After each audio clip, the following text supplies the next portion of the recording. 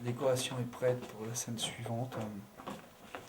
Voilà, l'efficacité, le secret du cinéma, c'est que pendant qu'une scène se tourne, l'autre scène doit être prête.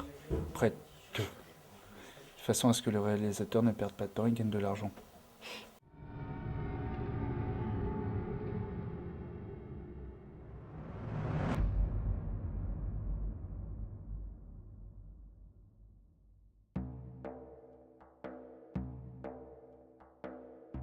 C'était une scène où je voulais que le héros se batte un petit peu en musique, en rythme avec les zombies, pour montrer qu'il avait pris l'habitude de tout ça et que c'était une sorte de footing gym tonic pour lui.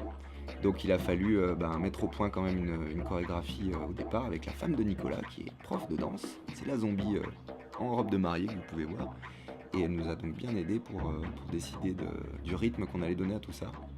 Donc on a fait une répétition. La MJC Village de Saint-Martin-d'Hères nous a gentiment prêté ses locaux pour y installer le trampoline, les matelas et pouvoir tester tout ça.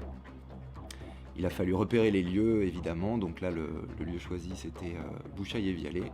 On est allé faire des repérages en hiver, en espérant que les lieux n'auraient pas trop changé plusieurs mois après, puisqu'il y avait des gros tas de cailloux devant les bâtiments qu'on voulait utiliser pour le début de la scène, avant que le héros descende vers les zombies, et on avait peur qu'il n'y soit plus, puisque ces cailloux étaient à l'époque régulièrement prélevés par des entreprises qui les concassaient plus loin.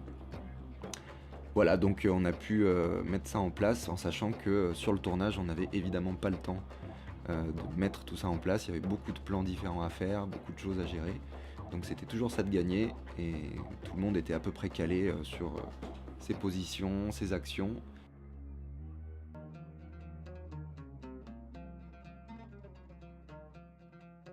Donc vous pouvez voir grâce au petit carré en bas de l'image que il y a des choses qui sont restées les mêmes, d'autres qui ont évolué, mais en gros que l'enchaînement des actions était déjà prévu dès le départ.